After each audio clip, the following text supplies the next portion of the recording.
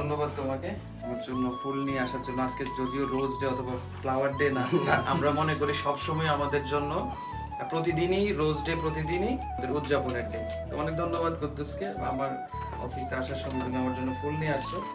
আসসালামু আলাইকুম, হে WhatsApp brother, কি অবস্থা সবার? আমি আপনাদের স্বাভাবিক কুমিল্লা কুদ্দুস। আর আজকে চলে যাচ্ছি এসকে মিডিয়ার যে অনার আছে টিপু চৌধুরী ভাইয়ের সাথে দেখা করার জন্য যাচ্ছি। আর ভাইকে চিনেন না, বাংলাদেশে খুবই কম মানুষ আছেন, কারণ তিনি যে অন্যায়ের প্রতিবাদ করেন এবং প্রবাসীদের যে বিপদ আপদে সবসময় পাশে থাকেন। তো অনেক দিন ধরে ভাবতেছি যে ভাইয়ের সাথে দেখা করবো, দেন ফাইনালি আজকে চলে যাচ্ছি যে ভাইয়ের সাথে দেখা করার জন্য। সাথে তাওসানকে নিয়ে যাচ্ছি, বা ফার্স্ট টাইম ভাইয়ের অফিসে যাবো, তো চিন্তা ভাবনা করলাম যে ভাইয়ের জন্য কি যে ফুল নিয়ে যাই। ফুল দোকানে আসে অনেক ধরনের ফুল দেখে নিজেরও কনফিউজ হয়ে যায় যে কোনটা না কোনটা নেবো। দেন ফাইনালি তাওসান বলতেছে ভাই এটা, তারপরে আমি বললাম যে এটা নিবা, তারপরে আবার তাওসান বলতেছে ভাই এটা যেহেতু কাগজের, আমরা একটু পলিথিন টাইপের যে পিছনে ওইটা নিই। দেন ফাইনালি আমরা এটা নিলাম, আর এটা আমাদের পছন্দ হয়েছে। দেন আমরা এখন যে টাকা পেমেন্ট করে এখন যে চলে যাচ্ছি ভাইয়ের অফিসের উদ্দেশ্যে। এখন দোকান থেকে বের হয়ে যাচ্ছে, আর রাস্তায় এসে দেখি যে ভাই কি পরিমাণে জ্যাম। খোদা 30 দিনে কান্দিরপাড় আসলে যে দেখি আপনার জ্যাম আর জ্যাম, জানি না এই জ্যাম কবে শেষ হবে।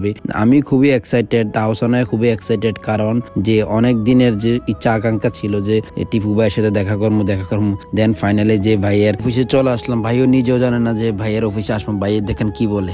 অনেক ধন্যবাদ তোমাকে আমার জন্য ফুল নিয়ে আসার জন্য। আজকে যদিও রোজ ডে অথবা ফ্লাওয়ার ডে না, আমরা মনে করি সবসময় আমাদের জন্য প্রতিদিনই রোজ ডে, প্রতিদিনই আমাদের উদযাপনের দিন। তো অনেক ধন্যবাদ কুদ্দুসকে, আমার অফিসে আসার সময় তুমি আমার জন্য ফুল নিয়ে আসছো।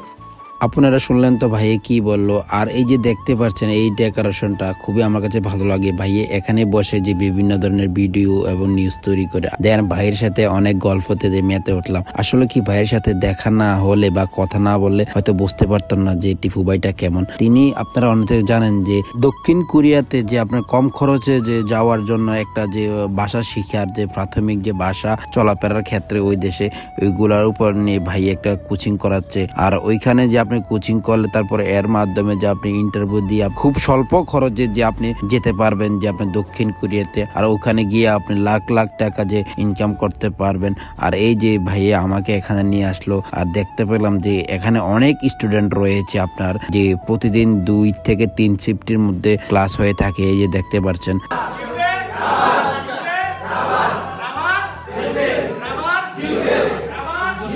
টিপু ভাই যে একটা উদ্যোগ নিয়েছে, এটা দেখে আমার কাছে খুবই পার্সোনালি ভালো লাগলো। তাই ভাইয়াকে যে ধন্যবাদ জানাই যে এই উদ্যোগটা নেওয়ার জন্য। আর টিপু ভাইয়ের সাথে সুন্দর একটি সময় কাটালাম, এটা আজীবন যে স্মরণ হয়ে থাকবে। দেন এখন আমাদের বাড়ি যাওয়ার পালা। আর টিপু ভাইয়ের সম্পর্কে যে অজানা কিছু তথ্য আপনাদের পরবর্তী ভিডিওতে সেই তথ্যগুলা দেবো। আর ওই তথ্যগুলা শুনলে আপনারা হয়তো অবাক হয়ে যাবেন। আর যারা এখনো পেজটি ফলো দেন না, তাড়াতাড়ি ফলো দিয়ে দেন, আর ভিডিওটা বেশি বেশি শেয়ার করবেন। ভিডিওটা ভালো লাগলে অবশ্যই লাইক দিবেন, আর পরবর্তী টিপু ভাই সম্পর্কে জানতে হলে বেশি বেশি শেয়ার করবেন। আল্লাহ হাফেজ।